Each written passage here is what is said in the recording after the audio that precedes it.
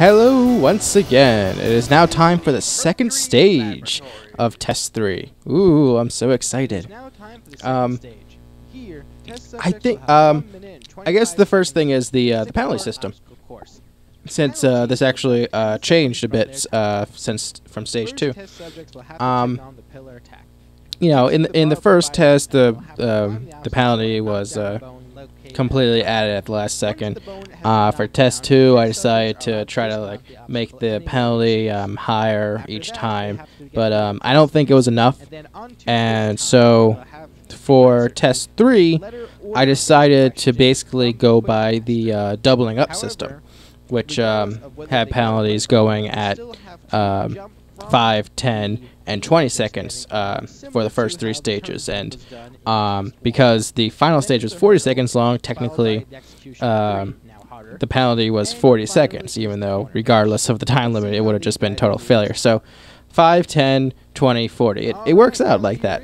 Yeah, there was a real doubling thing with the penalty system, and I think it helped with the difficulty a little bit, at least on paper. Now, about this obstacle, the pillar attack.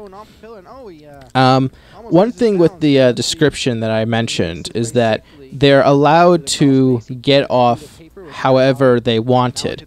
In actuality, that was actually originally not the case. You'll notice that some people do walk back on top of the pillars, while some people just flat out jump off. The reason is because some people just automatically jumped off regardless, because they didn't know, and I really didn't want to penalize anyone for that, so I was kind of just being a nice guy and just be like, whatever, you can go ahead and do it. It was nice. I guess I was just being a nice guy. The final obstacle, the corner dash. I really like this idea of an obstacle where you have to make a tight turn and not slip. And it later inspired the hill dash, which you saw in test. Well, you didn't see it until test 6, but it was in 4 and 5 also. But going back to the pillar attack, that bone is actually a hand weight that I wrapped up in a plastic bag, and then I used duct tape in the middle. The reason being, I did not want the hand weight to get dirty. Also, it looked nice aesthetically, I guess, the idea of it looking like a certain thing.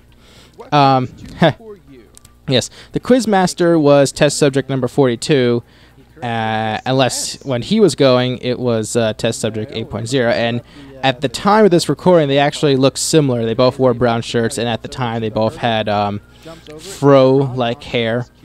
I guess fro-ish curly hair. They both have cut their hair short at different times, so it's not usual for them.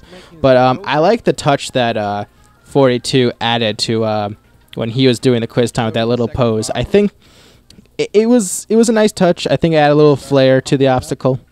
It was a good move on his part. I didn't tell him to do it, and I really liked it. I've always liked the Executioner as an obstacle. I think the idea of being able to pump it up against the swing. God, I said in the commentary too, pump it up.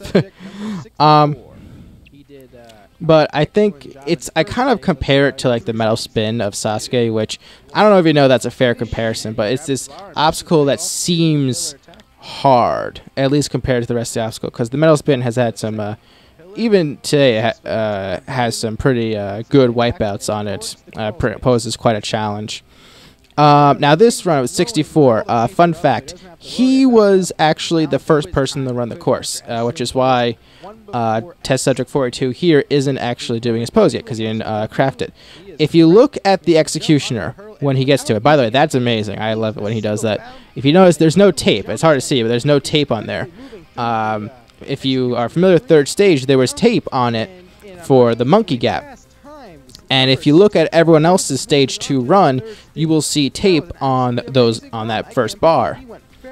And the reason is because he had to leave.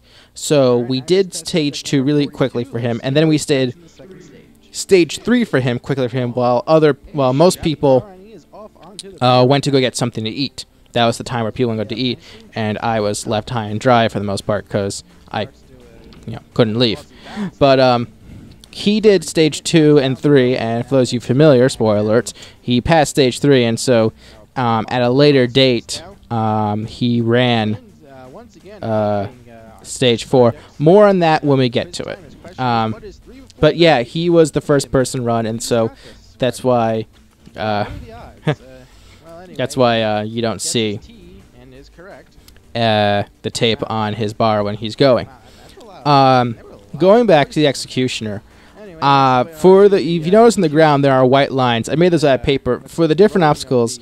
I guess I kind of like up my kind of production value, if we want to call it that, for at least idea of where the boundaries are. So I made these paper barriers, and for the Executioner I made like this trapezoid thing, so people have like an area where they're supposed to jump for the Executioner. And just the idea of like jumping, and with the obstacle, when you jump, you have to like move to the left instead of right, like the Executioner 2, and the distance you have to travel before you cross to the second bar is even longer compared to the Executioner 2.